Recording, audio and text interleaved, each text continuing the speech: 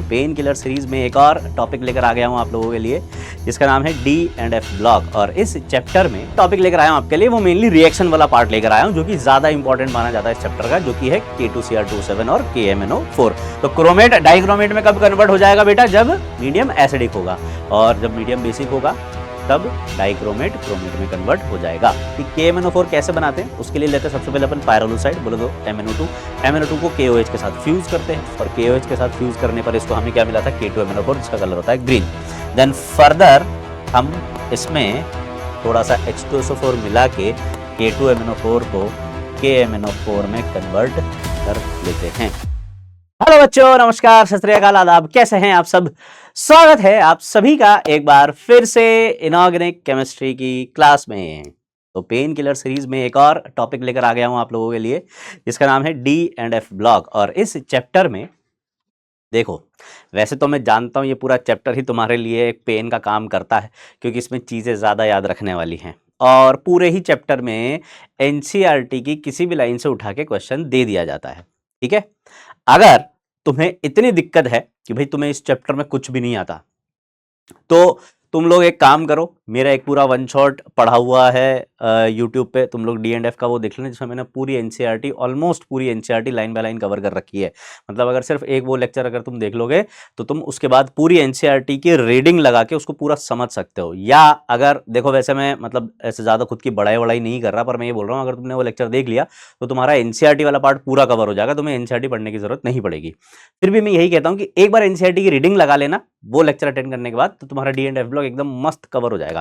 ठीक है, one shot search कर लेना मेरे नाम से और उसको देख लेना। अब यहां पर जो मैं टॉपिक लेकर आया हूं आपके लिए, वो मेनली रिएक्शन वाला पार्ट लेकर आया हूं, जो कि ज्यादा इंपॉर्टेंट माना जाता है इस चैप्टर का, जो कि है K2Cr27 और KMnO4। उसके अलावा भी मैं एक दो हल्के फुल्के दूसरे क्वेश्चंस भी लेकर आया हूं, ताकि आप लोगों को ये आइडिया लगे कि और इसके अलावा इस टॉपिक से, इस चैप्टर से कौन कौन से टॉपिक पर क्वेश्चन आते हैं। ठीक है, तो आज हम कवर करने वाले हैं K2Cr27 और KMnO4। तो देखो, वैसे ये जो सीरीज है इसमें हमारा पूरा फोकस सिर्फ इस बात पर है कि कोई भी फालतू बात ना करते हुए फटाफट से आपका जो पर्टिकुलर टॉपिक है वो जल्दी से कवर करवा के उस पर आपको थोड़े बहुत क्वेश्चन करवा दिए जाए, ताकि आपको ये टॉपिक अच्छे से तैयार हो जाए, है ना, आपके एग्जाम के लिए। और हाँ, इस टॉपिक को जेईई मेन वाले और नीट वाले दोनों देख सकते हैं। चलिए, तो हम बात करेंगे बेटा K2Cr27 की। अब ये दोनों कंपाउंड जो हैं ये बहुत इंपॉर्टेंट है, दे आर इंडस्ट्रियल केमिकल्स, इसलिए इनकी प्रिपरेशन भी अच्छे खासे लेवल पर होती है।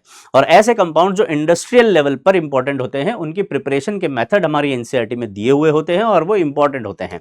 तो आपसे प्रिपरेशन पर भी क्वेश्चन पूछा जा सकता है।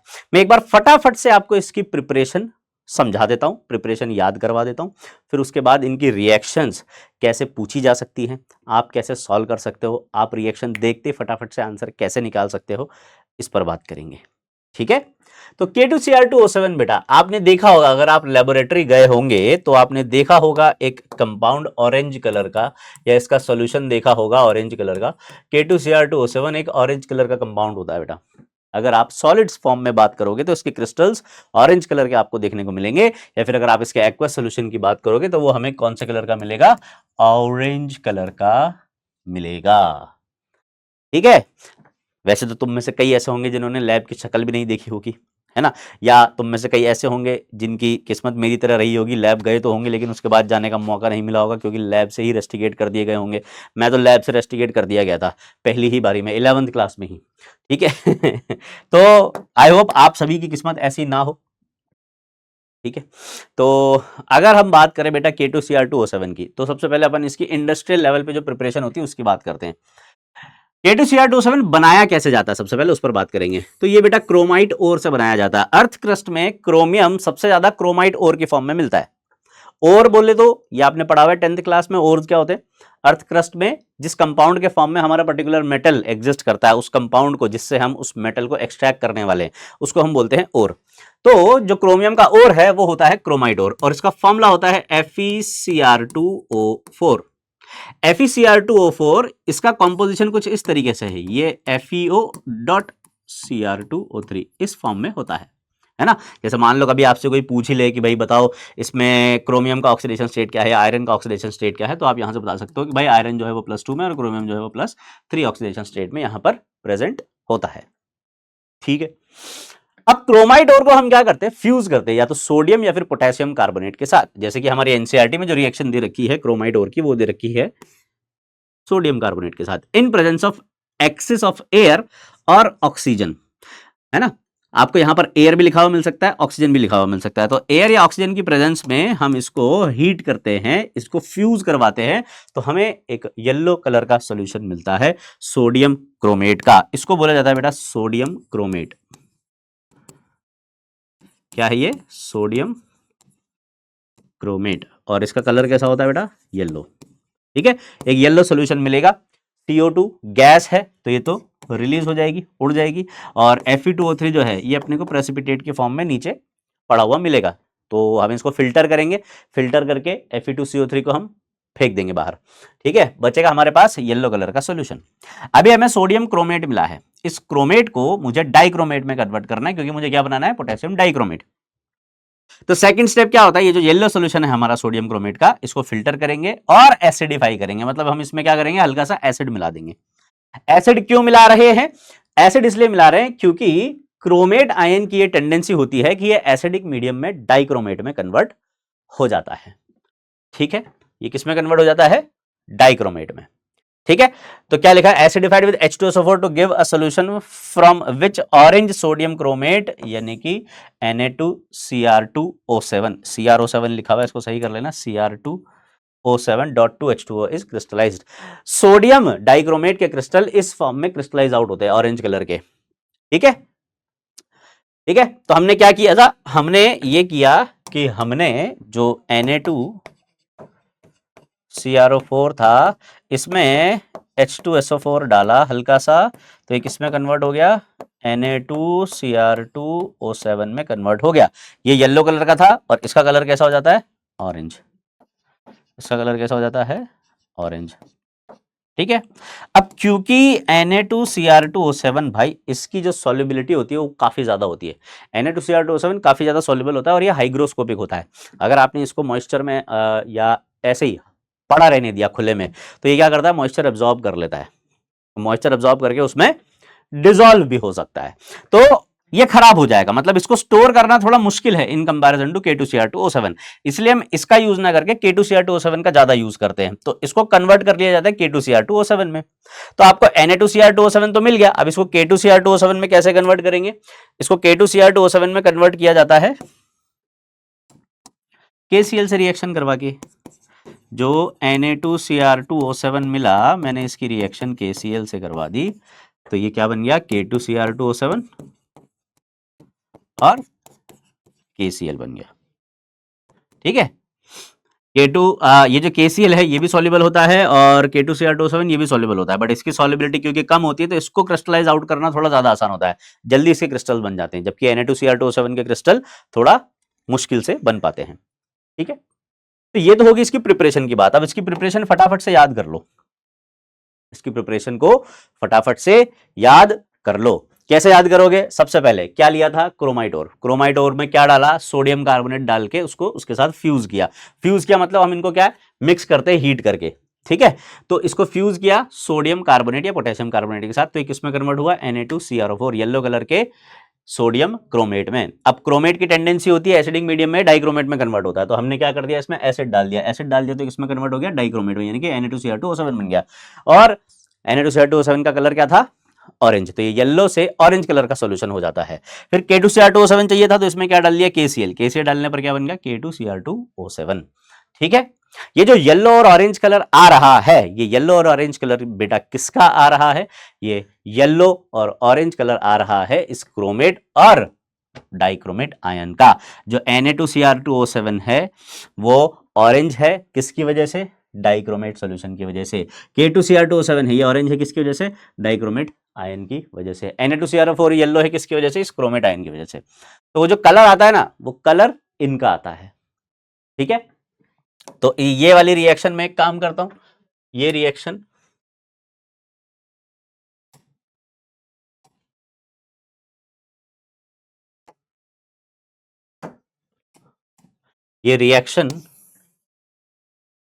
मैं ऊपर लिख देता हूं और इसके नीचे इनकी प्रॉपर्टीज कुछ। ठीक है, जैसे कि ये जो क्रोमेट आयन है, CrO4 2 नेगेटिव आयन ये आपको यहाँ पर दे रखा है। ठीक है, ये जो CrO4 2 नेगेटिव आयन है बेटा, ये एनसीईआरटी वाला स्ट्रक्चर है हमारा। ये जानबूझ के डाल के लाया मैं ताकि आपको पता रहे एनसीईआरटी में कैसा दिया हुआ है। अभी हम बनाएंगे इसका स्ट्रक्चर वापस से। ये क्रोमेट आयन है और ये है हमारा डाइक्रोमेट आयन। ठीक है, क्रोमेट और डाइक्रोमेट आयन में अगर हम बात करें, चलो अलग से पेज पे बना लेते हैं। क्रोमेट आयन की अगर मैं बात करूं बेटा, तो क्रोमेट आयन का स्ट्रक्चर है कुछ इस प्रकार का। इसमें 2 ऑक्सीजन डबल बॉन्ड से जुड़े हुए हैं और 2 ऑक्सीजन सिंगल बॉन्ड से जुड़े हुए हैं जो कि O नेगेटिव हैं। ठीक है, ये तो है अपना क्रोमेट आयन। और डाइक्रोमेट आयन है हमारा कुछ इस प्रकार से। इसमें एक ऑक्सीजन ब्रिज बना रहा है बाकी दोनों क्रोमियम्स के बीच में। यह है हमारा डाइक्रोमेट आयन। ठीक है, अब अगर आप ध्यान से देखोगे बेटा तो यहां पर आपको रेजोनेंस नजर आ रहा होगा। देखो जरा, ये डबल बॉन्ड है इन दोनों नेगेटिव के साथ रेजोनेंस में, ये डबल बॉन्ड भी इन दोनों के साथ रेजोनेंस में है। तो ये दोनों पाई बॉन्ड अगर रेजोनेंस करेंगे तो ये चारों बॉन्ड रेजोनेंस में पार्टिसिपेट करेंगे। और अगर चारों बॉन्ड रेजोनेंस में पार्टिसिपेट करेंगे, ये दोनों डबल बॉन्ड चारों जगह पे डिलोकलाइज होंगे, तो चारों जगह पे बॉन्ड लेंथ बराबर मिलेगी। रेजोनेंस हाइब्रिड जब आप बनाओगे तो चारों बॉन्ड लेंथ बराबर मिलेगी। यानी कि मैं ऐसा बोल सकता हूँ कि इसमें सारी की सारी CrO बॉन्ड लेंथ जो है वो आइडेंटिकल है, चारों बॉन्ड आइडेंटिकल है। ठीक है, और बॉन्ड ऑर्डर कितना आ रहा है इसमें, बॉन्ड ऑर्डर कितना आ रहा है, बॉन्ड ऑर्डर कैसे निकालते हैं अपन रेजोनेंस के केस में, आप लोग ऐसे निकालते होंगे कि total number of bonds upon total resonating structures. इससे भी आसान तरीका ये है 1 + π/σ करके निकाल लेते हैं अपन जब रेजोनेंस होता है। तो अगर नहीं पता आपको तो आप इस तरीके से निकाल लिया करो, आसान पड़ता है और जल्दी आंसर आता है। जैसे कि पाई और सिग्मा क्या है भाई, जितने पाई बॉन्ड डिलोकलाइज हो रहे हैं ना वो यहां पर रख दो, और जितने सिग्मा पे डिलोकलाइज हो रहे हैं वो यहां पर रख दो। तो 2 पाई बॉन्ड डिलोकलाइज हो रहे हैं तो 1 प्लस, और कितने सिग्मा पे डिलोकलाइज हो रहे हैं, यानी कि 1.5 बॉन्ड ऑर्डर आ गया भाई। यहां पर CrO बॉन्ड का बॉन्ड ऑर्डर कितना आ रहा है, 1.5 है। ठीक है, यानी कि जो चारों CrO बॉन्ड है वो सिंगल बॉन्ड से तो छोटे होंगे और डबल बॉन्ड से बड़े होंगे, बॉन्ड ऑर्डर क्योंकि 1 और 2 के बीच में है।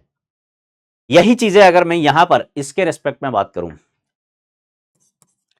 तो मैं यहां पर बोल सकता हूं, क्या यहां पर सारे CrO बॉन्ड आइडेंटिकल है, देखना जरा, क्या यहां पर भी रेजोनेंस हो रहा है क्या। देखो ये एक यहां पर, ये एक यहां पर, ये दोनों डबल बॉन्ड इसके साथ रेजोनेंस कर रहे हैं, ये दोनों डबल बॉन्ड इसके साथ रेजोनेंस कर रहे हैं। तो जब ये रेजोनेंस कर रहे हैं तो बेटा यहां पर बॉन्ड लेंथ सेम आएगी, यहां पर भी बॉन्ड लेंथ सेम आएगी। यानी कि अपन ऐसा बोल सकते हैं क्या कि यहां पर भी सारे बॉन्ड आइडेंटिकल होंगे। लेकिन एक मिनट, क्या यहां पर ये बॉन्ड पार्टिसिपेट कर रहा है रेजोनेंस में, नहीं कर रहा है। ये सिर्फ ये तीन और ये तीन आपस में पार्टिसिपेट कर रहे हैं।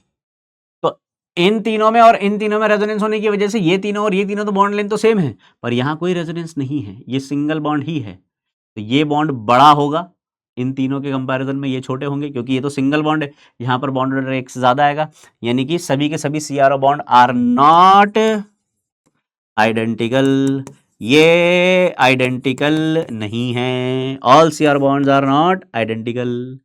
ठीक है, तो बॉन्ड ऑर्डर क्या आ जाएगा, यहां वाला बॉन्ड ऑर्डर तो 1 रहेगा, इधर तो बॉन्ड ऑर्डर 1 रहेगा, इधर इन तीनों जगहों पर बॉन्ड ऑर्डर क्या आ जाएगा, ऐसा बोल सकता हूं क्या 6 CrO बॉन्ड्स आर आइडेंटिकल।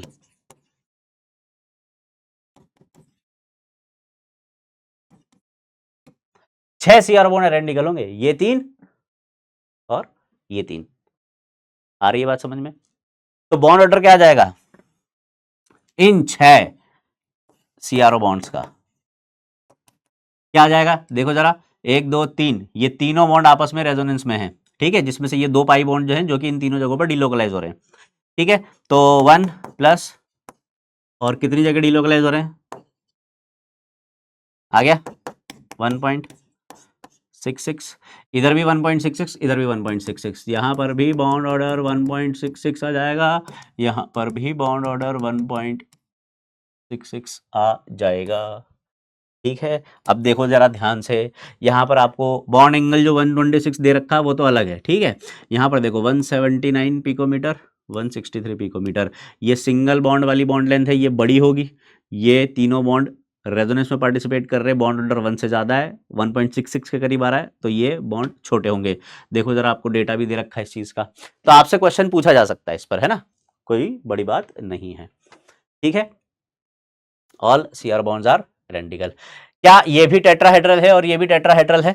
क्या हम ऐसा बोल सकते हैं कि यहां पर भी ये क्रोमियम जो है टेट्राहेड्रल ज्योमेट्री रखता है, टेट्राहेड्रल, और ये भी टेट्राहेड्रल ज्योमेट्री रखता है ना, ये भी और ये भी। ठीक है, तो दोनों ही जगहों पर क्रोमियम की टेट्राहेड्रल ज्योमेट्री है, और दोनों ही जगहों पर जो ऑक्सीडेशन स्टेट है वो क्या है, प्लस का 6।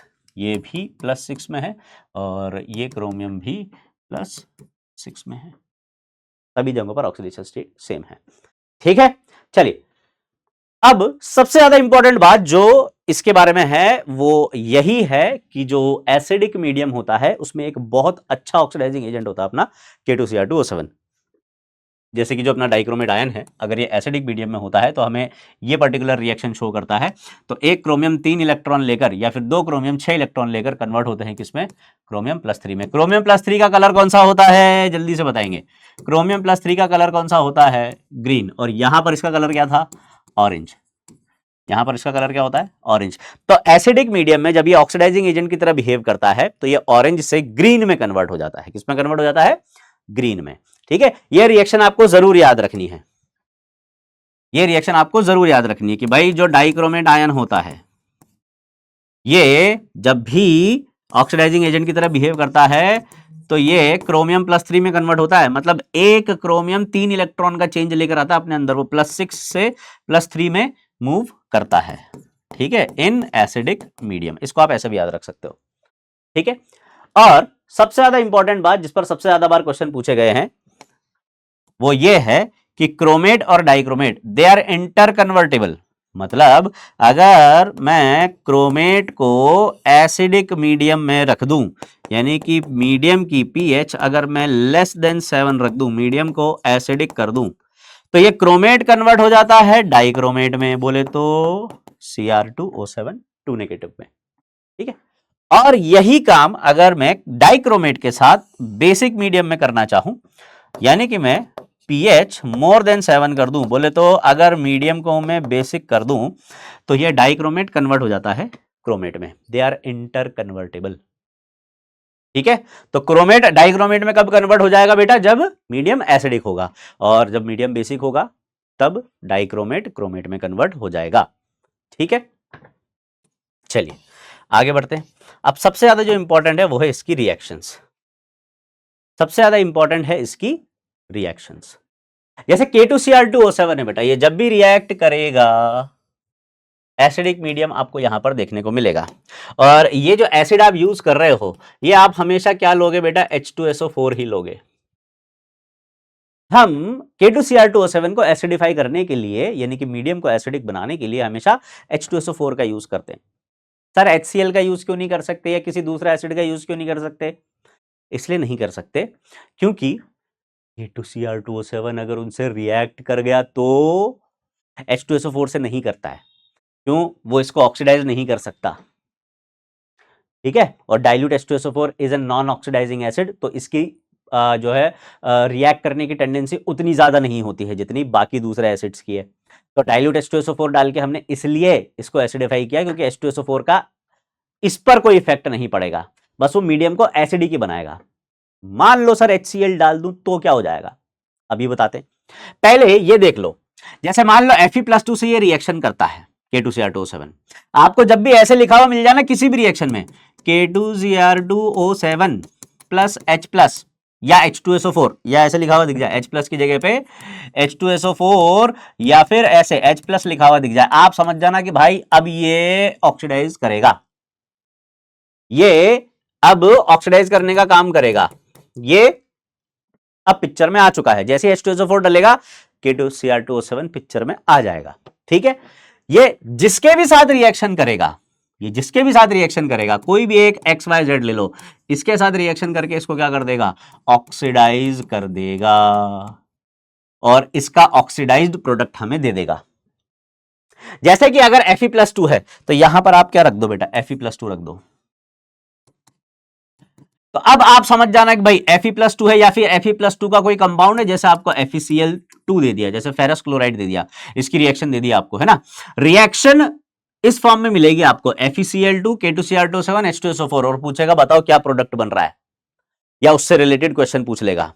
ठीक है, तो रिएक्शन को देख के घबराना नहीं है ना। रिएक्शंस बस आपके दिमाग में आपने हवा बना रखा है कि रिएक्शन रटनी पड़ती है, याद करनी पड़ती है। अरे भाई, हर रिएक्शन का एक मैकेनिज्म होता है, लेकिन हर रिएक्शन के मैकेनिज्म क्योंकि आपको समझाए नहीं जा सकते, इसलिए आपको ऐसा लगता है कि भाई रिएक्शन तो रटनी ही पड़ती होगी। नहीं, जैसे K2Cr2O7 की कोई भी रिएक्शन आपको रटने की जरूरत नहीं है, अगर कुछ बेसिक बातों का ध्यान आप रख लो तो, है ना। कि भाई Fe+2 है, Fe+2 क्या है, अभी ये रिएक्शन करने आया K2Cr2O7 से, ठीक है। आपको दिख रहा है कि ये ऑक्सीडाइजिंग एजेंट है, तो भाई ऑक्सीडाइजिंग एजेंट है तो क्या करेगा, ऑक्सीडाइज करेगा इसको। Fe+2 ऑक्सीडाइज होकर कहां जाएगा, तो Fe+2 की नेक्स्ट स्टेबल ऑक्सीडाइजिंग स्टेट कौन सी है, +3। नेक्स्ट स्टेबल ऑक्सीडेशन स्टेट +3 है, तो ये Fe+2 को +3 में ऑक्सीडाइज कर देगा। तो ऑप्शन में देख लो Fe+3 वाला कौन सा प्रोडक्ट है, सिंपल। आ रही है क्या बात समझ में, ठीक है। तो यहां पर आपको ये ऑक्सीडाइज होकर मिलेगा किसमें, Fe+3 में, ठीक है। यहां पर आपको मिल जाएगा Fe+3, Fe+2 को किसमें ऑक्सीडाइज कर दिया, Fe+3 में।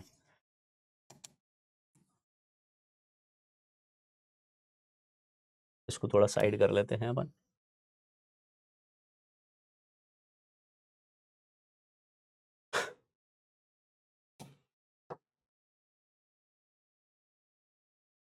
ठीक है, तो Fe+2 को ऑक्सीडाइज कर दिया Fe+3 में। Sn+2 ऑक्सीडाइज होके कहां जाएगा, नेक्स्ट स्टेबल ऑक्सीडेशन स्टेट कौन सी है, टिन की, बताओ, +2 के बाद, सिंपल। सल्फर के लिए एक चीज याद रखना, सल्फर जब भी -2 से ऑक्सीडाइज होता है तो पहले 0 में जाता है, फिर उसके बाद अगर उसको ऑक्सीडाइज करोगे तो वो फर्दर +6 में जाएगा। जैसे कि मान लो आप सल्फर को -2 से ऑक्सीडाइज कर रहे हो, तो आप प्रोडक्ट क्या देना, सल्फर 0 वाला, है ना। अब यहां पर आपको ये जो सल्फाइड दिया हुआ है, ये आपको H2S के फॉर्म में दिया जा सकता है, या ऐसे Na2S या किसी भी सॉल्ट के फॉर्म में दिया जा सकता है। अगर ऐसे रिएक्शन लिखकर दे दे कि Na2S + K2Cr2O7 + H2SO4, बताओ क्या बनेगा, तो आप क्या बनाएंगे, सल्फर 0 ऑक्सीडेशन स्टेट वाला। यहीं सल्फर अगर +4 ऑक्सीडेशन स्टेट में है, तो +4 से ऑक्सीडाइज करोगे तो कहां जाएगा, सीधे +6 में कर देना, और +6 में ऑक्सीडाइज होकर क्या देगा, ये सल्फेट, क्या दे देगा, सल्फेट। ठीक है, ये +3 में, ये +3 में, 0 में, ये +6 में, ठीक है। आयोडाइड, किसी भी हैलाइड को ये ऑक्सीडाइज करके हैलोजन देगा, यानी कि I2 देगा, 0 ऑक्सीडेशन स्टेट वाला। ऐसे हैलोजन्स भी जो ऑक्सीडाइज होते हैं वो सीधे कहां जाते हैं, -1 से 0 में जाते हैं। सल्फर -2 से 0 में जाता है, हैलोजन -1 से 0 में जाते हैं, ठीक है। ये -2 से 0 में, ये -1 से 0 में, ठीक है। यहां पर ब्रोमाइड लिख देता तो आपको क्या मिल जाता, Br2, लेकिन अगर क्लोराइड लिख देता तो ऐसा नहीं होता। देखते हैं अभी आगे। नाइट्राइट, नाइट्रोजन +3 में है बेटा, नाइट्रोजन की नेक्स्ट स्टेबल ऑक्सीडेशन स्टेट कौन सी है, +5, तो ये किस में ऑक्सीडाइज हो जाएगा, नाइट्रेट में, यानी कि आपको नाइट्राइट ऑक्सीडाइज होके नाइट्रेट देगा। और ऑक्सीडाइज करने के बाद क्रोमियम खुद किस में कन्वर्ट हो जाएगा, क्रोमियम +3 में। क्रोमियम +6 से खुद कहां चला जाएगा, +3 में। इनको तो ऑक्सीडाइज कर देगा, खुद रिड्यूस हो जाएगा और +3 में चला जाएगा, ठीक है। और +3 में जो जाएगा तो ये क्या कंपाउंड बनाएगा +3 में, क्योंकि आपने H2SO4 डाला था, तो Cr2SO4 का होल तरह। तो जो ग्रीन कलर मिलेगा आपको, जो ग्रीन कलर मिलेगा वो किसका मिलेगा बेटा, वो जो ग्रीन कलर मिलेगा वो किसका मिलेगा, क्रोमियम +3 के सल्फेट का, ठीक है। अब मान लो मैं यहां पर H2SO4 ना डालकर अगर HCl डाल देता, अगर मैं HCl डाल देता तो HCl में क्या प्रेजेंट है, chloride, Cl negative, Cl negative उसके साथ रिएक्शन कर लेता, और Cl नेगेटिव अगर K2Cr2O7 के साथ रिएक्शन कर जाए तो वो क्रोमाइल क्लोराइड बना लेता है, CrO2Cl2 बना लेता है। इसलिए हम HCl का यूज नहीं करते हैं, H2SO4 का ही यूज करते हैं। आ रही है क्या बात समझ में, ठीक है। तो K2Cr2O7 एक ऑक्सीडाइजिंग एजेंट है, और वो कैसे काम करेगा आपको समझ में आया, ठीक है। ये इसकी रिएक्शंस है, ठीक है, यहाँ पे आप ऑक्जेलेट भी लिख सकते हो, ऑक्जेलेट लिख देना, यहाँ पर CO2 रिलीज करवा देना। ठीक है, जैसे कि अब कुछ क्वेश्चंस हैं, जैसे कि 2016 में आपसे क्वेश्चन पूछा गया था।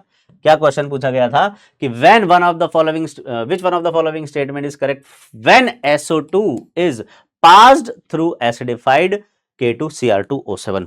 अब जैसे मैंने यहां पर आपको सल्फाइड लिख कर दिया है, सल्फाइड की जगह पे अगर मैं SO2 लिख देता तो मुझे बता सकते हो क्या कि यहां पर क्या प्रोडक्ट मिलता? अब दिमाग लगाओ, जैसे मैंने बताया था बिल्कुल वैसे दिमाग लगाओ। आपने देखा K2Cr2O7 दिया हुआ, मतलब ये ऑक्सीडाइज करेगा। यहां पर सल्फर का ऑक्सीडेशन स्टेट कितना है? +4 है। सल्फर +4 से ऑक्सीडाइज होकर कहां जाता है? +6 में, यानी कि आपको क्या दे देगा? क्या दे देगा? सल्फेट दे देगा। तो SO2 पास करवा दी तो क्या मिल जाएगा आपको? सल्फेट मिल जाएगा। ठीक है, तो SO2 इज रिड्यूस, क्या SO2 रिड्यूस होगी? नहीं, ये तो ऑक्सीडाइज होगी +4 से +6 में। और जब ऑक्सीडाइज होगी +4 से +6 में तो क्रोमियम खुद रिड्यूस होगा, K2Cr2O7 वाला क्रोमियम रिड्यूस हो जाएगा, +3 में आ जाएगा, और +3 में आके क्या दे देगा अपने को? ग्रीन कलर का Cr2SO4 होल थ्राइस दे देगा क्या?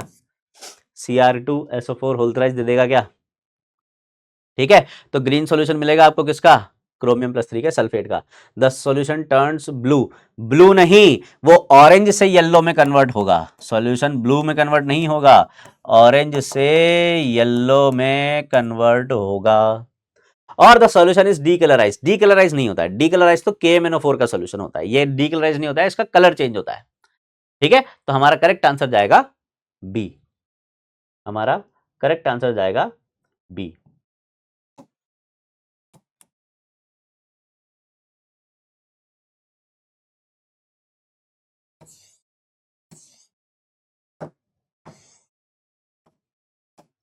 नेक्स्ट आपको एक और इंपॉर्टेंट रिएक्शन बता देता हूं मैं K2Cr2O7 की। वैसे तो ये सॉल्ट एनालिसिस में मैं बताऊंगा आपको, पर फिर भी यहीं पर देख लो बेटा। K2Cr2O7 का एक और इंपॉर्टेंट काम होता है और वो है क्लोराइड सॉल्ट का आइडेंटिफिकेशन करना। किसी भी सॉल्ट में क्लोराइड आयन प्रेजेंट है क्या, उसका आइडेंटिफिकेशन का काम करता है हमारा कौन? K2Cr2O7। अगर ये क्लोराइड से रिएक्शन करे तो हमें ये देता है chromyl chloride, reddish brown vapour.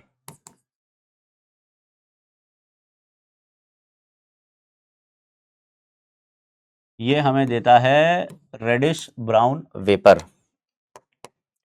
ठीक है, CrO2Cl2 के रेडिश ब्राउन वेपर मिलेंगे, इसलिए हम HCl नहीं डालते। ठीक है, फिर फर्दर कंफर्म करने के लिए, भाई रेडिश ब्राउन तो ब्रोमीन गैस भी हो सकती है, ये क्लोरीन की ही रिएक्शन है, इसको कंफर्म करने के लिए हम क्या करते हैं? इसमें NaOH मिलाते हैं। NaOH मिलाते ही क्या होता है ना, ये सॉल्यूशन येलो में कन्वर्ट हो जाता है, Na2CrO4 के येलो सॉल्यूशन में कन्वर्ट हो जाता है। और कंफर्मेशन के लिए कि ये सोडियम क्रोमेट ही है, हम दो तरीके से इसको कंफर्म कर सकते हैं। दो तरीके से इसको हम कंफर्म कर सकते हैं, या तो मैं इसमें मिला दूं, या तो मैं इसमें मिला दूं lead acetate in presence of acidic acid,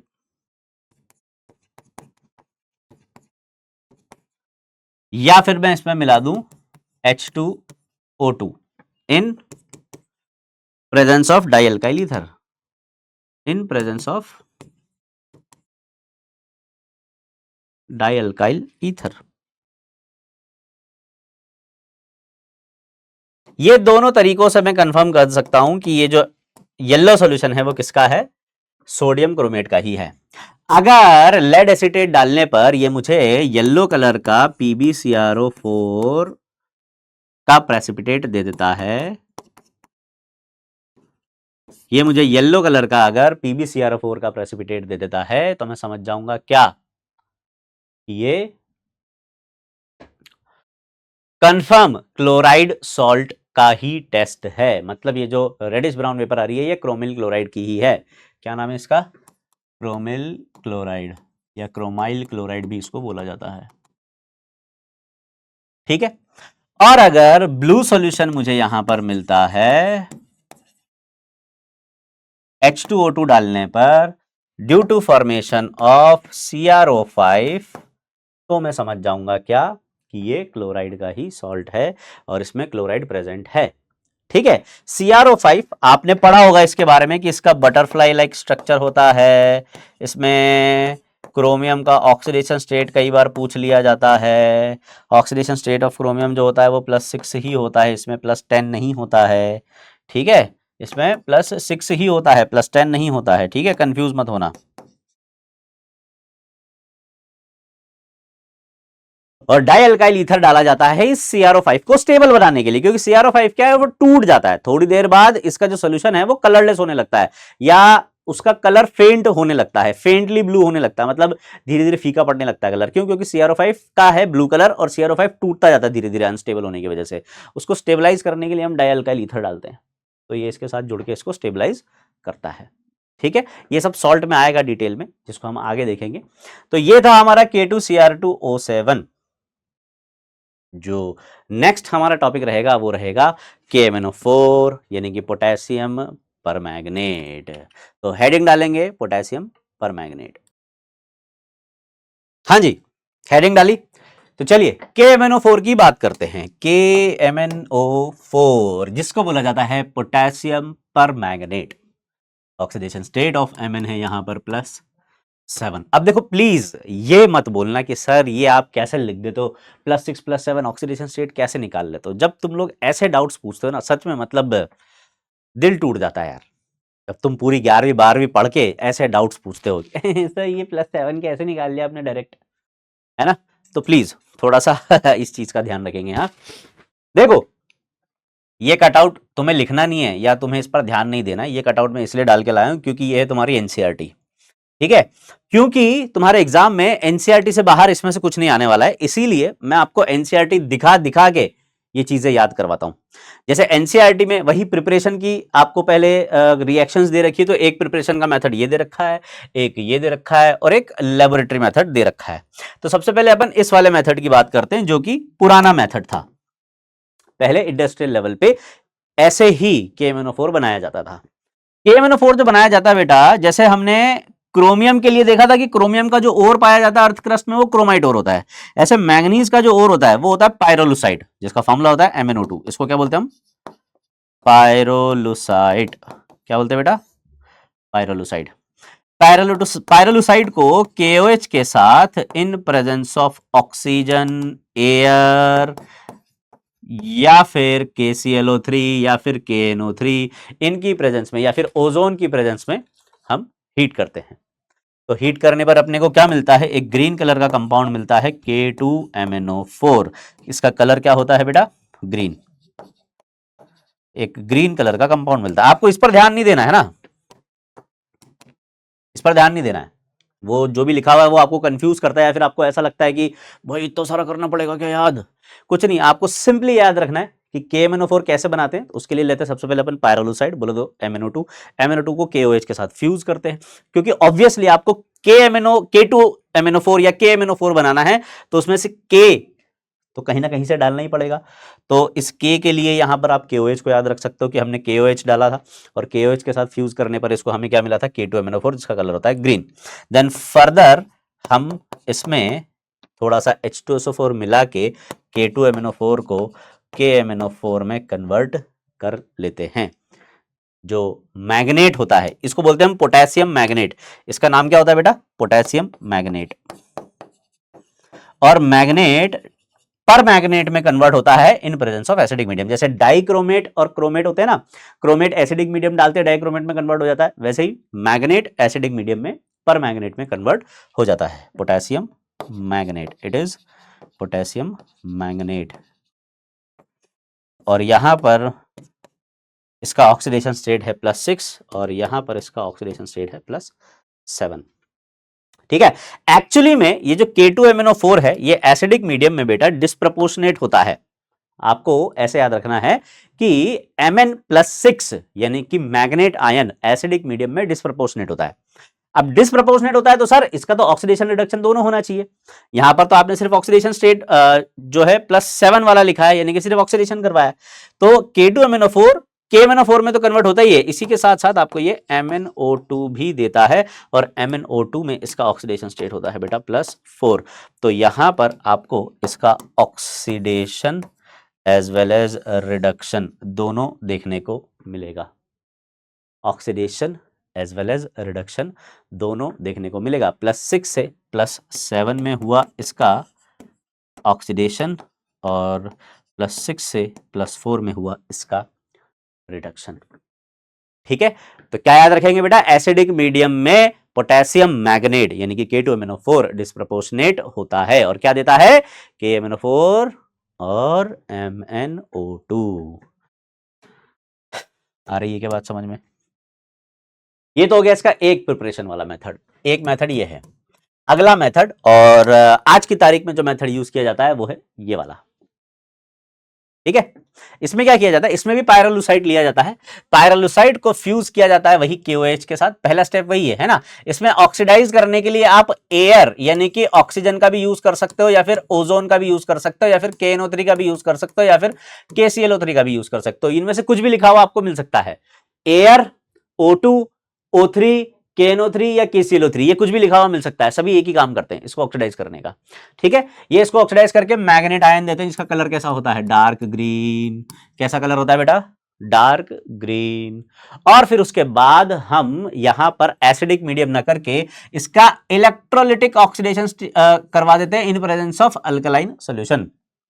electrolytic oxidation करवाने पर ज्यादा बेटर रिजल्ट्स मिलते हैं। ये सीधे परमैंगनेट में कन्वर्ट होता है, MnO2 यहां पर नहीं बनता है। हमने यहां पर इसको पर्टिकुलरली ऑक्सीडाइज करवा दिया। एसिडिक मीडियम में तो ये डिस्प्रोपोर्शनेट हो रहा था, तो थोड़ा पोटेशियम परमैंगनेट बन रहा था, थोड़ा MnO2 बन रहा था। यहां पर पूरा का पूरा मैग्नेट परमैंगनेट में कन्वर्ट होता है। ठीक है, पूरा का पूरा मैग्नेट परमैंगनेट में कन्वर्ट हो जाता है। ठीक है, आ रही है क्या बात समझ में? ये समझ में आया? ठीक है, ये इसका पहला मेथड है, ये इसका दूसरा मेथड है, ये पहले मेथड की रिएक्शन है, ये दूसरे मेथड की रिएक्शन है, और तीसरा है इसका लेबोरेटरी मेथड। तो जो लेबोरेटरी मेथड है वो तो आसान सा है, पर हाँ एक बार जेई मेन में इस पर क्वेश्चन पूछ लिया गया था, which of the following reaction represents the laboratory method of the preparation of KMnO4। हालांकि ऐसे क्वेश्चन पूछे नहीं जाने चाहिए, पर फिर भी पूछ लिया गया। ठीक है, तो इसमें हम क्या करते हैं बेटा, सीधे Mn+2 को ऑक्सीडाइज करते हैं पर सल्फेट या परऑक्सी डाइसल्फेट आयन की हेल्प से।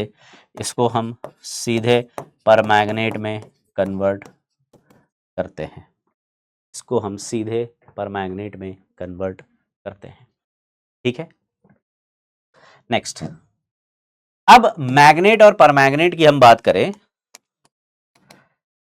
तो मैग्नेट आयन तो होता है ग्रीन कलर का, MnO4 2 नेगेटिव, और परमैंगनेट आयन होता है पर्पल या वॉयलेट कलर का, MnO4 नेगेटिव। ठीक है, दोनों ही जगहों पर आपको रेजोनेंस देखने को मिल रहा है क्या, इधर दो डबल बॉन्ड है और दो सिंगल बॉन्ड है जिनसे ऑक्सीजन नेगेटिव O नेगेटिव लगे हुए हैं। ठीक है, यहां पर नहीं, इधर भी तो एक डबल बॉन्ड आएगा, इसको भी डबल बॉन्ड बनाओ, ये भी डबल बॉन्ड है।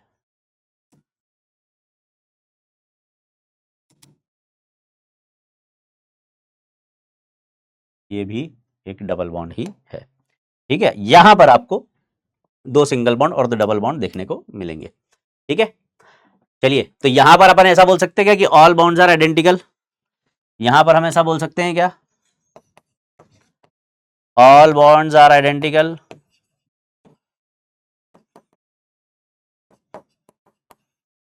और यही बात मैं वहां भी बोल सकता हूं क्या, यही बात मैं आपको यहां के लिए भी बोल सकता हूं क्या, मैग्नेट आयन के लिए भी, कि यहां भी सारे बॉन्ड क्या हैं, आइडेंटिकल हैं।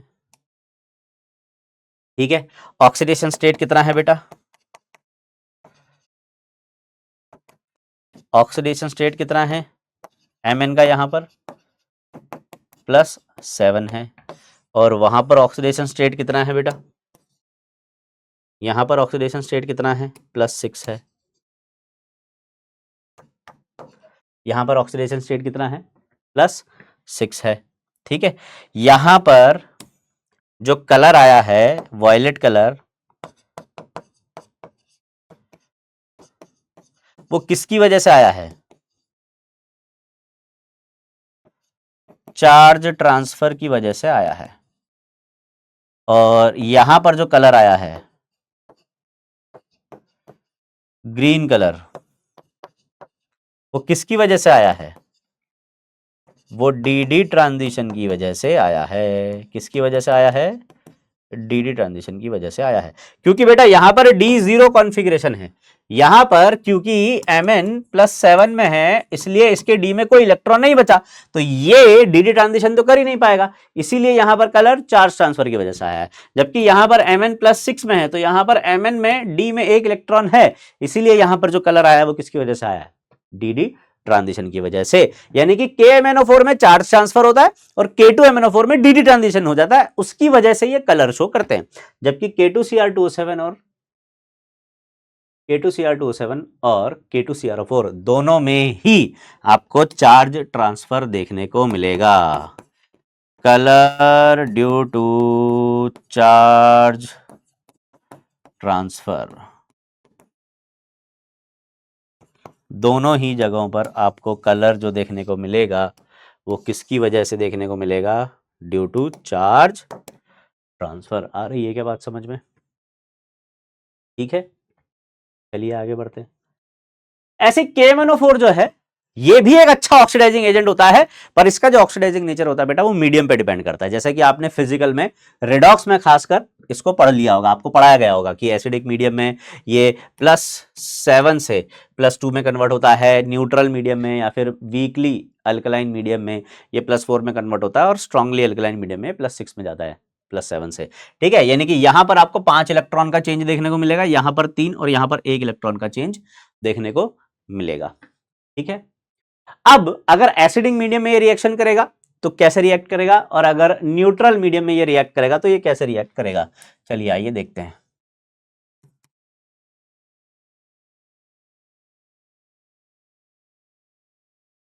पहले एसिडिक मीडियम वाली रिएक्शंस देखते हैं।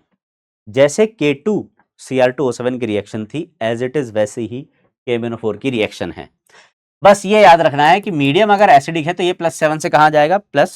+2 में। और Mn+2 का कलर होता है लाइट पिंक या ऑलमोस्ट कलरलेस।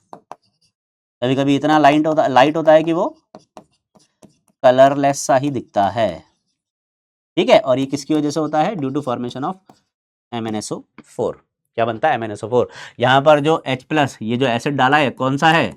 अब तो बताना नहीं पड़ेगा कि क्यों H2SO4 होता है, अब तो नहीं बताना पड़ेगा कि क्यों H2SO4 ही डाला जाता है। ठीक है, चलिए एक एक करके प्रोडक्ट बताएंगे आप सभी लोग। Fe+2 अगर रिएक्ट करेगा KMnO4 से क्या मिलेगा? आसान है, Sn+2 क्या दे देगा?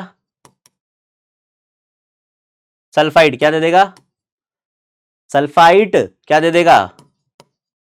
सल्फेट +6 में, क्योंकि ये यहां पर किस में है? +4 में। आयोडाइड क्या दे देगा? I2। नाइट्राइट क्या दे देगा? नाइट्रेट +3 से कहां चला जाएगा? +5 में। ऑक्जेलेट क्या दे देगा? CO2, क्योंकि ये +4 में है और ये +3 में है ना? +3 से कार्बन को ऑक्सीडाइज कर दिया +2 में। ठीक है, तो ये तो होगी नॉर्मल रिएक्शन एसिडिक मीडियम में। लेकिन न्यूट्रल मीडियम में बेटा ऐसा नहीं होता है। ये वाली रिएक्शन खासकर इंपॉर्टेंट है और कई बार पूछी जा चुकी है, ये आप जरूर याद रखेंगे। अभी 2022 में ही पूछी गई है, पता है कौन सी?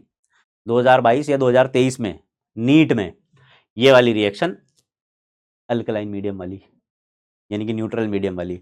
न्यूट्रल मीडियम में ये आपको I2 ना देकर आयोडेट आयन देता है, इसीलिए ये रिएक्शन इंपॉर्टेंट है।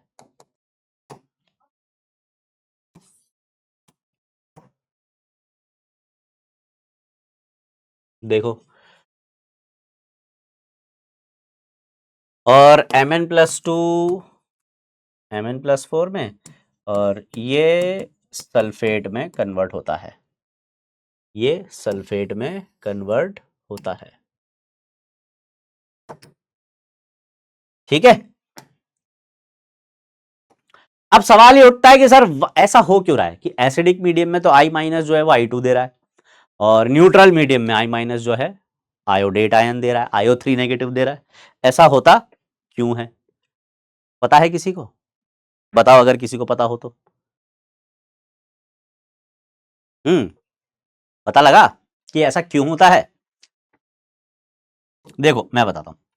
एक्चुअली होता क्या है, जब हम न्यूट्रल मीडियम की बात करते हैं या वीकली अल्कलाइन मीडियम की बात करते हैं, तो देखो आई माइनस, जैसा कि मैंने तुमको बताया था कि जब भी ऑक्सीडाइज होगा देगा तो I2 ही है ना। जैसे कि यहाँ पर ये आई माइनस को ऑक्सीडाइज किया तो I2 मिला, ऐसे यहाँ पर भी आयोडाइड ऑक्सीडाइज हो गया तो I2 में ही कन्वर्ट होता है। लेकिन ये जो I2 होता है बेटा, in presence of OH minus ion, they get disproportionated. ये I2 डिस्प्रपोर्शनेट हो जाता है। और डिस्प्रपोर्शनेट कैसे होता है? ये कन्वर्ट होता है आयोडेट और आयोडाइड आयन में। यानी कि ये 0 ऑक्सीडेशन स्टेट से +5 और -1 ऑक्सीडेशन स्टेट में जाता है। यहां पर होता है इसका ऑक्सीडेशन और यहां होता है इसका रिडक्शन। तो जो फाइनल प्रोडक्ट मिलता है अपने को, उसमें आयोडेट आयन देखने को मिलता है। ठीक है, तो क्यों न्यूट्रल मीडियम में ऐसा होता है ये समझ में आया? क्यों न्यूट्रल मीडियम में ऐसा होता है समझ में आया?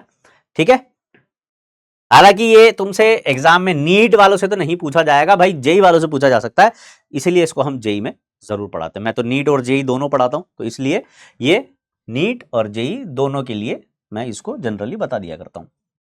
ठीक है, फिर इसके बाद अगर अपन बात करें हीटिंग इफेक्ट्स की, जैसे कि अगर मैं आपसे पूछूं कि ऑन थर्मल डिकम्पोजिशन के ऑफ KMnO4 क्या मिलेगा, क्या आप बता सकते हैं? KMnO4 के थर्मल डिकम्पोजिशन पे आपको क्या मिलेगा? तो KMnO4 के बेटा थर्मल डिकम्पोजिशन पे आपको मिलता है K2MnO4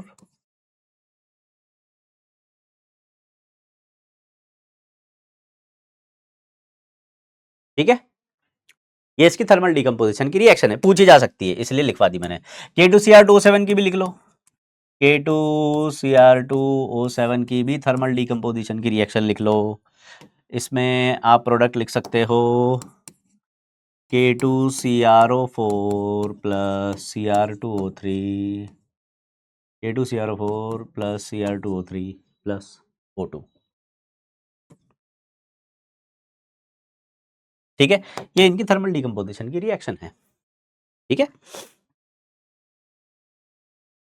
ना। KMnO4 के बारे में एक जरूरी बात और बता देता हूं जो कि एनसीईआरटी में भी है। अगर आप KMnO4 की रिएक्शन कॉन्सेंट्रेटेड H2SO4 से करवाओगे तो आपको मिलेगा Mn2O7। एक एक्सप्लोजिव रिएक्शन होती है जिसमें Mn2O7 मिलता है, और Mn2O7 ग्रीन ऑयली लिक्विड के फॉर्म में हमें मिलता है।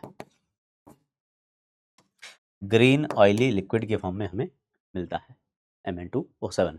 ठीक है, ये हो गई कुछ जरूरी बातें। चलिए अब कुछ क्वेश्चंस कर लेते फटाफट से, है ना, इन दोनों से रिलेटेड, और कुछ एक दो क्वेश्चन थोड़े और दूसरे टॉपिक से रिलेटेड भी आपको देखने को मिलेंगे। तो when MnO2 is fused with KOH, a colored compound is formed, the product and its color is। हमें बोला जा रहा है कि MnO2 को मैंने फ्यूज कर दिया KOH के साथ। अब देखो, जब प्रिपरेशन की रिएक्शन हमने लिखी थी तो याद है ना, पायरलुसाइड को KOH के साथ फ्यूज किया था इन प्रेजेंस ऑफ एयर और ओजोन और KClO3 और KNO3, इन सब की प्रेजेंस में जब हमने फ्यूज किया था तो अपने को क्या मिला था? K2MnO4, और इसका कंपाउंड का कलर क्या था? ग्रीन। तो देख लो ऑप्शन में कहां पर है, first option K2MnO4 green colour का। ठीक है, आसान है। फिर इसको हमने KMnO4 में कैसे कन्वर्ट किया था? तो पहले मेथड में तो हमने इसको एसिडिफाई कर दिया था, मतलब एसिड डाल दिया था, तो डिस्प्रपोर्शनेट होके ये हमें KMnO4 और MnO2 दे देता है। दूसरे मेथड में हमने इसका अल्कलाइन मीडियम में इलेक्ट्रोलिटिक ऑक्सीडेशन कर दिया था, तो ये सीधे KMnO4 में कन्वर्ट हो गया था। ठीक है, नेक्स्ट क्वेश्चन पूछा जा रहा है, which one of the following ion exhibit d transition and paramagnetism as well. ये सारे बेटा प्रीवियस ईयर के क्वेश्चंस हैं, और अच्छे वाले क्वेश्चन डालें, मतलब ऐसा नहीं कि कोई भी प्रीवियस ईयर क्वेश्चन मिला और उठा के डाल दिया, है ना, अच्छे वाले क्वेश्चन डाले सारे। इनमें से किसमें डी ट्रांजिशन भी है और वो पैरामैग्नेटिक भी है? तो चलिए देख लेते हैं, आइए। तो मैंने आपको बताया था बेटा K2Cr2O7 और KMnO4, इन दोनों में तो D0 कॉन्फ़िगरेशन होता है, क्योंकि ये +6 और +6, और दोनों ही क्रोमियम +6 होने की वजह से D0 कॉन्फ़िगरेशन रखते हैं। ये भी +6 में है, इसलिए ये D0 में है। ठीक है, MnO4 2 नेगेटिव में Mn+6 में है, और Mn+6 अगर आप कॉन्फ़िगरेशन लिखोगे तो आपको क्या देखने को मिलेगा? आर्गन 4s2 3d5 होता है। अब इसमें से 6 इलेक्ट्रॉन निकाल लो, 6 इलेक्ट्रॉन निकाल लोगे तो क्या बचेगा, D1। ठीक है, तो ये D1 कॉन्फ़िगरेशन है और D1 कॉन्फ़िगरेशन होने की वजह से इसमें DD ट्रांजिशन होता है और इसका जो कलर आता है उसका रीजन DD ट्रांजिशन आता है। और एक इलेक्ट्रॉन है इसलिए पैरामैग्नेटिक भी है, इसलिए हमारा आंसर क्या जाने वाला है, सी। यहां पर मैग्नीज +7 में है और ये D0 कॉन्फ़िगरेशन रखता है। ठीक है, आ रही है बात समझ में। Next, identify the incorrect statement. हमें इनकरेक्ट स्टेटमेंट बताना है, चलिए देख लेते हैं। The transition metal and their compounds are known for their catalytic activity. अब ये पूरे डी ब्लॉक से रिलेटेड एक क्वेश्चन है ना, इसमें पूरे डी ब्लॉक से कुछ भी उठा के, एनसीईआरटी की लाइन नहीं है ये सारी, है ना।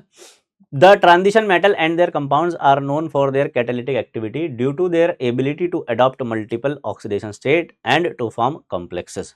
ठीक है, multiple oxidation state formation tendency होती है इसकी, मतलब कोई भी डी ब्लॉक एलिमेंट एक से ज्यादा टाइप की ऑक्सीडेशन स्टेट शो कर सकता है, इसलिए वो कैटालिटिक एक्टिविटी शो कर सकता है। तो हाँ, मतलब ये स्टेटमेंट सही है।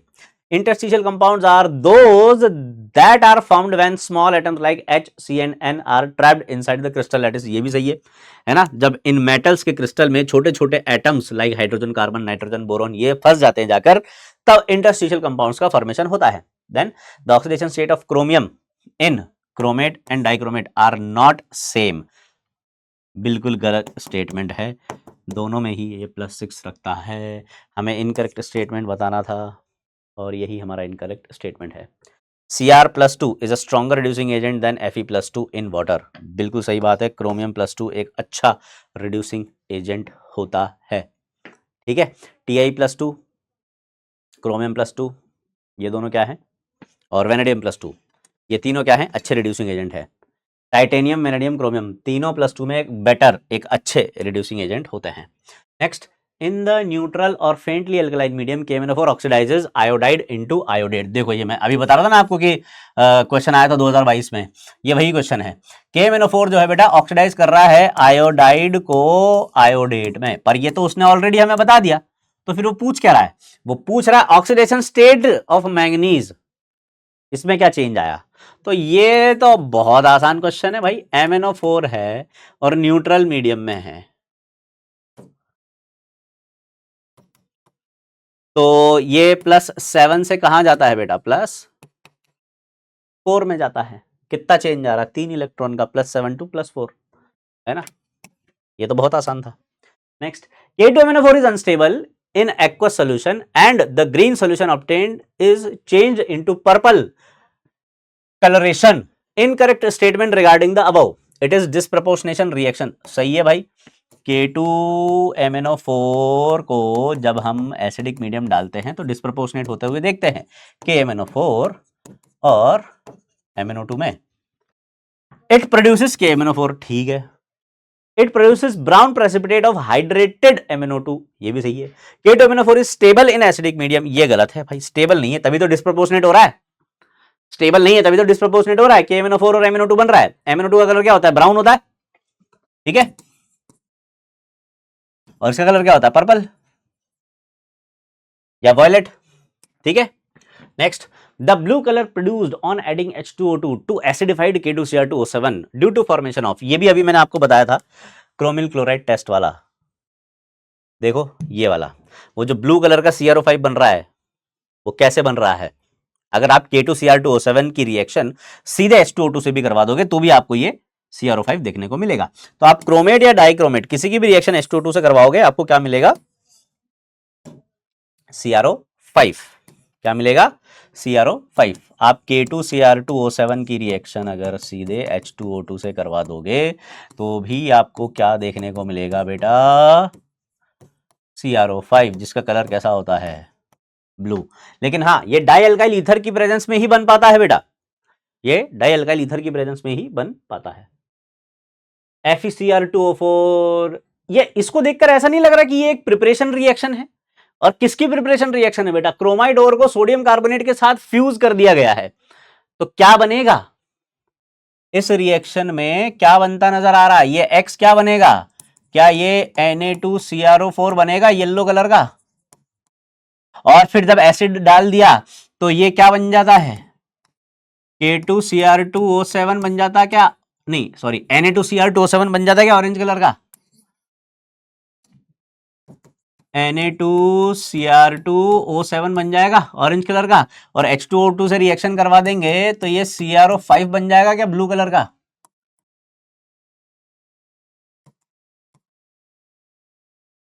क्या बोलते हो, आसान है क्या और बढ़िया क्वेश्चन है। देखो in all three compound the chromium is in +6 oxidation state, यहां पर +6, यहां पर भी +6, वहां पर भी +6, CrO5 में ऑक्सीडेशन स्टेट +6 है, बताया था आपको, याद है ना। +10 मत लिख देना नालायकों, +6 ही होती है।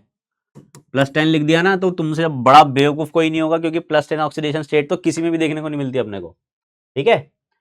पूछा जा रहा है in all three compounds the chromium is in +6 oxidation state. सही है स्टेटमेंट, अपने को क्या बताना है, ट्रू फॉर XYZ, तो पहला वाला तो ट्रू है, पहला वाला ट्रू है भाई। Z is a deep blue violet compound which decompose rapidly in aqueous solution into chromium +3 and dioxygen, बिल्कुल सही बात है भाई, डीप ब्लू कलर का होता है लेकिन ये टूट जाता है, इसीलिए डाई अल्काइल ईथर डाला जाता है। ये डीप ब्लू कलर जो है ये थोड़ी देर में फेंट होने लगता है, ठीक है।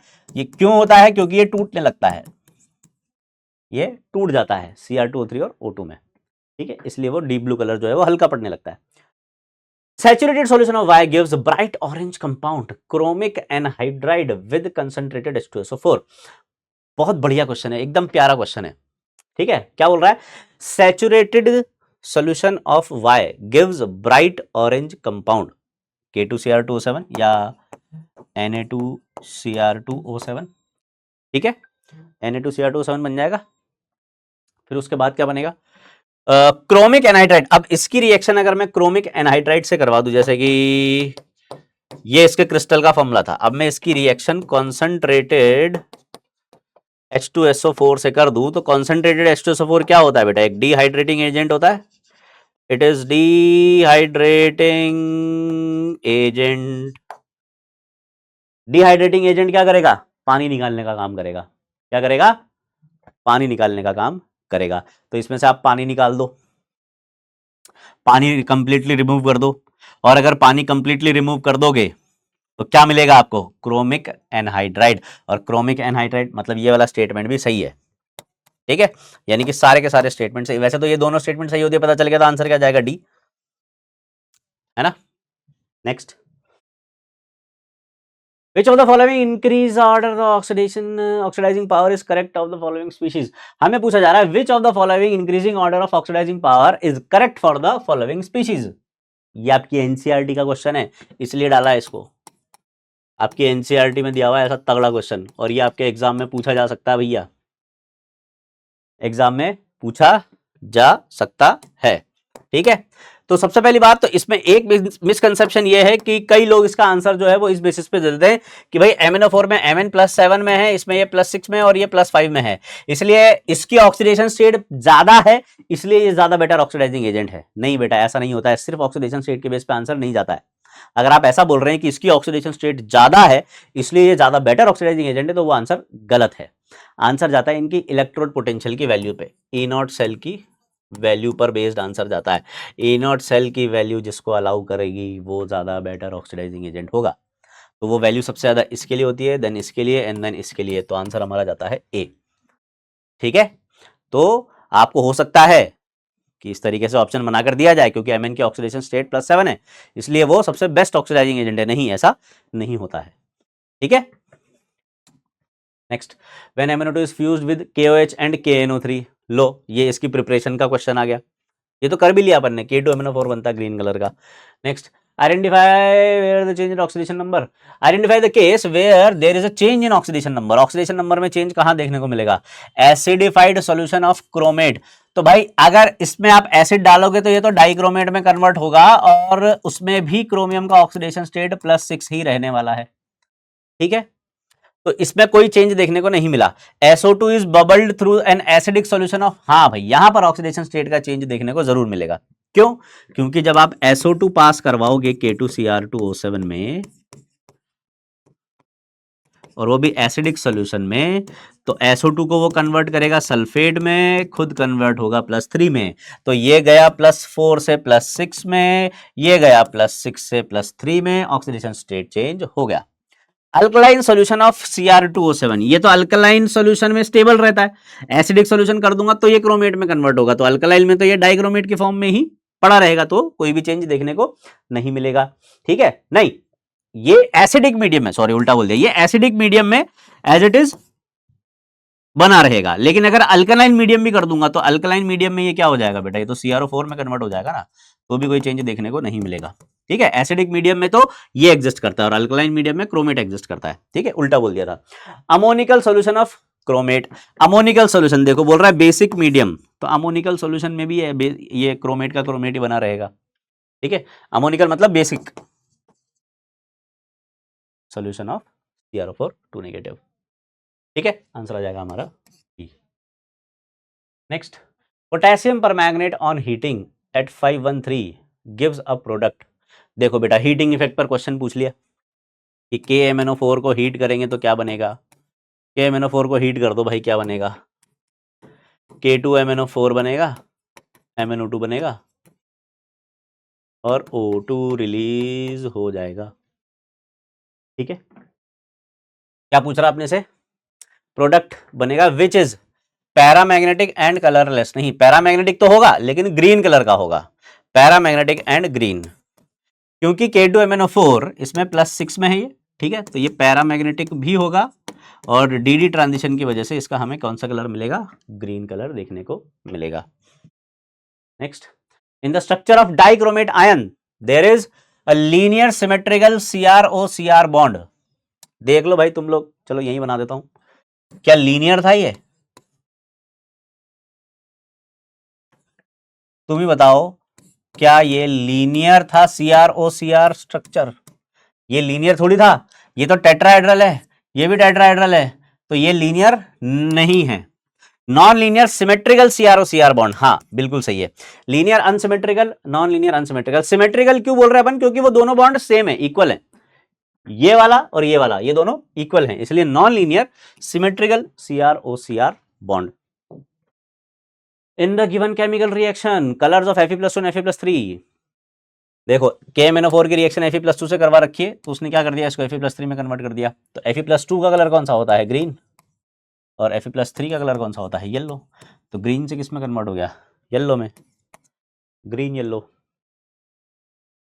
ठीक है, next, HgCl2 and I2 both dissolve in water containing I- ion, the pair of species formed। ये भी बहुत अच्छा क्वेश्चन है। HgCl2 की रिएक्शन मैं किससे करवा रहा हूं, इनको पानी में डाला जिसमें आयोडाइड आयन प्रेजेंट है ना, Ki डाल रखा होगा मैंने पानी में, तो उसमें आयोडाइड आयन प्रेजेंट है, तो ये आयोडाइड आयन इस पे अटैक करके क्या देगा अपने को, पहले तो HgI2 देगा। ठीक है, but HgI2 becomes soluble in presence of excess of iodide ion, क्योंकि सॉल्यूशन में आयोडाइड आयन प्रेजेंट है, तो ये एक सॉल्युबल कॉम्प्लेक्स देता है बेटा HgI4 2 नेगेटिव टाइप का, क्या देता है, HgI4 2 नेगेटिव टाइप का।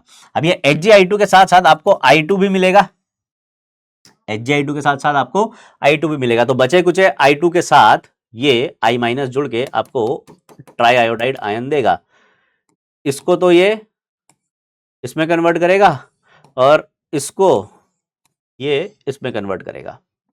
ठीक है, तो आपको मिलेगा HgI4 2 नेगेटिव और triiodide ion, HgI4 2 negative और ट्राई आयोडाइड आयन। ठीक है, next, the reason for greater range of oxidation state in actinoids. हाँ, जो मैं बात कर रहा था कुछ एक्स्ट्रा क्वेश्चंस की, ये वो क्वेश्चंस चल रहे हैं अब, जैसे कि ये F ब्लॉक का क्वेश्चन है। ठीक है, अगर आप मेरा वो वन शॉट वीडियो देखोगे तो उसमें ये सारी चीजें कवर कर रखी मैंने, ये सारी चीजें कवर कर रखी हैं, पूरा डी पूरा F ब्लॉक, और सबसे अच्छी बात पता है क्या, उसमें मैंने कॉन्फ़िगरेशन लिखने भी सिखा रखे हैं। जो अगला पेन पॉइंट है इस चैप्टर का वो है electronic configuration of D and F block elements, इनके इलेक्ट्रॉनिक कॉन्फ़िगरेशन लिखना। तो इलेक्ट्रॉनिक कॉन्फ़िगरेशन अगर तुम चाहो तो वन शॉट वीडियो जाकर देख लो, और उसमें मैंने सबके इलेक्ट्रॉनिक कॉन्फ़िगरेशन लिखने सिखा रखे हैं, और ये चीज़ें भी, ये सब NCERT की लाइनें हैं, ये सारी चीज़ें उसमें कवर्ड हैं। ठीक है, यहाँ पर टाइम क्योंकि कम है इसलिए उतना ज़्यादा मैटर आपको यहाँ पर नहीं दे सकते। तो ऐसा इसलिए होता है भाई, एक्टिनॉइड्स इसलिए ज्यादा रेंज शो करते हैं क्योंकि उनके 7s 6d और 5f में एनर्जी डिफरेंस बहुत कम होता है, तो जो इनके इलेक्ट्रॉन्स हैं वो इजीली पार्टिसिपेट कर पाते हैं रिएक्शन में। तो 7s के इलेक्ट्रॉन निकलने के बाद 6d और 5f के इलेक्ट्रॉन भी चले जाते हैं, इसलिए ज्यादा रेंज ऑफ ऑक्सीडेशन स्टेट हमें देखने को मिलती है। These levels having comparable energies, इसलिए एक्टिनॉइड ज्यादा ऑक्सीडेशन स्टेट शो करते हैं। ठीक है, actinoid contraction is not the reason, the perfect reason. भाई इनमें कम एनर्जी डिफरेंस का रीजन आप वो बोल सकते हो, लेकिन जो रेंज ऑफ ऑक्सीडेशन स्टेट ज्यादा शो हो रही है वो इस रीजन की वजह से हो रही है। ठीक है, name the gas that can be readily decolourise acidified KMnO4। अब KMnO4 का पर्पल कलर है, ठीक है, या वॉयलेट कलर है, हमें कौन सी ऐसी गैस है जो इसके कलर को डीकलराइज कर देगी? तो भाई जो भी गैस होगी वो इसके साथ रिएक्शन करेगी और इसको कन्वर्ट करेगी Mn+2 में। इसको पर्पल से किसमें कन्वर्ट कर रही है? Mn+2, बोले तो कलरलेस, या फिर बहुत लाइट पिंक कलर होता है इसका, तो हम ये मान के चल रहे हैं कि कलरलेस हो रहा है। तो इनमें से जो भी गैस इससे रिएक्ट कर जाएगी वो इसको कलरलेस में कन्वर्ट कर देगी। अब SO2 तो इससे रिएक्ट कर जाएगी क्योंकि इसमें सल्फर +4 में है, जो कि ऑक्सीडाइज होकर कहां जाएगा? +6 में। ठीक है, बाकी NO2, P2O5 और CO2, इन तीनों में एलिमेंट ऑलरेडी अपनी हाईएस्ट ऑक्सीडेशन स्टेट में है। जैसे कि फास्फोरस में ये +5 में है, कार्बन में +4 में है, तो KMnO4 इनको ऑक्सीडाइज कर ही नहीं पाएगा, ऑक्सीडाइज नहीं करेगा मतलब इनसे रिएक्ट नहीं करेगा। और NO2 में भी ये जो नाइट्रोजन है ये डाइमर के फॉर्म में एग्जिस्ट करती है, N2O4 के फॉर्म में। ठीक है, तो ये N2O4 एक स्टेबल कंपाउंड है जो कि KMnO4 से रिएक्ट नहीं करता है। NO2 में नाइट्रोजन +4 से +5 में कन्वर्ट नहीं होता है, इसलिए हमारा आंसर क्या जाएगा? SO2। क्या आंसर जाएगा? SO2। ठीक है, next, the correct order of the following 3D metal oxides according to their oxidation number. ये तो बहुत आसान क्वेश्चन है, आई थिंक ये क्वेश्चन आप कर लोगे। तो बेटा ये क्वेश्चन मैं आपको होमवर्क में दे रहा हूं कि आप इसको जरूर सॉल्व करें। इसमें आपको करना कुछ नहीं है, सिर्फ ऑक्सीडेशन स्टेट के बेस पे इनको अरेंज करना है। तो भाई इतना तो तुम लोग कर ही लोगे, इतना भरोसा तो मैं तुम पर कर ही सकता हूं। ठीक है, हालांकि इसका आंसर मैं लगा दूंगा, तो आप आंसर जरूर चेक कर लेना इसका। Next, nature of oxide V2O3, ये मैंने उन सभी टॉपिक से एक एक क्वेश्चन लिया है जो हमारे एग्जाम पॉइंट ऑफ व्यू से इंपॉर्टेंट है। तो ऑक्साइड्स पर भी काफी बार क्वेश्चन आए हैं और इनके एसिडिक, बेसिक, एम्फिटेरिक नेचर पर कई बार क्वेश्चन पूछे गए हैं। ठीक है, तो ये पार्ट आप जरूर एग्जाम से पहले पढ़ लेना, एनसीईआरटी से ऑक्साइड वाला पार्ट। ठीक है, the nature of oxide V2O3 CRO is indexed as X and Y, type respectively the correct of X and Y। V2O3 और CRO दोनों ही बेसिक है भाई, दोनों के दोनों ही बेसिक हैं। देखो बेटा, V2 वेनेडियम के कौन कौन से ऑक्साइड्स हैं? V2O5, V2O4, V2O3 और VO, ये सभी बेसिक हैं। V2O5 को छोड़ के ये थोड़ा सा एम्फोटेरिक है, ये एम्फोटेरिक है। क्रोमियम के कौन कौन से ऑक्साइड हैं? भाई क्रोमियम के ऑक्साइड +6 से लेके +2, मतलब CRO, Cr2O3, CrO3, ये सभी टाइप के ऑक्साइड हैं। तो जो +6 वाले ऑक्साइड है वो एसिडिक हैं, +3 वाले ऑक्साइड एम्फोटेरिक हैं और +2 वाले ऑक्साइड बेसिक हैं। तो हमसे CRO के बारे में पूछा जा रहा है, +2 वाले ऑक्साइड के बारे में, तो वो कैसा हो गया? बेसिक। हमसे V2O3 के बारे में पूछा जा रहा है, ये कैसा हो गया? बेसिक। तो ये दोनों क्या हो जाएंगे बेटा? X और Y दोनों क्या हो जाएंगे? बेसिक। ठीक है, एक क्वेश्चन जनरल इलेक्ट्रॉनिक कॉन्फ़िगरेशन का, ये भी मैं आपको होमवर्क में दे रहा हूं क्योंकि मेरा ये मानना है कि अगर मैं होमवर्क में दूंगा तो एटलीस्ट आप एक बार जाके इलेक्ट्रॉनिक कॉन्फ़िगरेशन खंगालोगे तो सही, कम से कम, भले ही टीप के करना, पर इन क्वेश्चन को करना जरूर। और जनरल इलेक्ट्रॉनिक कॉन्फ़िगरेशन पर बेस्ड क्वेश्चन एग्जाम में कई बार पूछे गए हैं, खासकर F ब्लॉक एलिमेंट्स के। या तो सीधे सीधे एलिमेंट का कॉन्फ़िगरेशन पूछ लिया जाता है, या फिर जनरल इलेक्ट्रॉनिक कॉन्फ़िगरेशन पूछ लिया जाएगा आपसे किसी भी D ब्लॉक एलिमेंट का या F ब्लॉक एलिमेंट का कॉन्फ़िगरेशन या जनरल इलेक्ट्रॉनिक कॉन्फ़िगरेशन। तो ये एक इंपॉर्टेंट पॉइंट है बेटा, जिसको हम यहां पर तो कवर नहीं कर पा रहे हैं। और अगर आप चाहते हो कि इस इलेक्ट्रॉनिक कॉन्फ़िगरेशन वाले पार्ट को भी कवर करो तो आप कमेंट में ज़रूर लिखना कि सर इलेक्ट्रॉनिक कॉन्फ़िगरेशन भी ज़रूर बता दीजिए। मैं आपको सारे D and F block elements के कॉन्फ़िगरेशन बता दूंगा और कैसे उन्हें लिखना है, लिखना सिखा दूंगा ताकि आपको याद नहीं करने पड़ेंगे, रटने नहीं पड़ेंगे। ठीक है, पूरे के पूरे 118 एलिमेंट के इलेक्ट्रॉनिक कॉन्फ़िगरेशन आप बिना रटे लिख सकते हो, याद रख सकते हो। ठीक है, तो अगर आपको लगता है कि ऐसा करना चाहिए तो कमेंट सेक्शन में ज़रूर बताना। और आई थिंक आज के लिए इतना काफ़ी रहेगा। आई होप आप सभी को ये टॉपिक समझ में आया होगा। अगर आपको समझ में आया तो भी कमेंट सेक्शन में ज़रूर बताना। इलेक्ट्रॉनिक कॉन्फ़िगरेशन वाला अगर टॉपिक चाहिए वो भी कमेंट सेक्शन में ज़रूर बताना। ठीक है, मिलते हैं अगले लेक्चर में, तब तक के लिए धन्यवाद। जय हिंद, जय भारत, वंदे मातरम। Keep practising.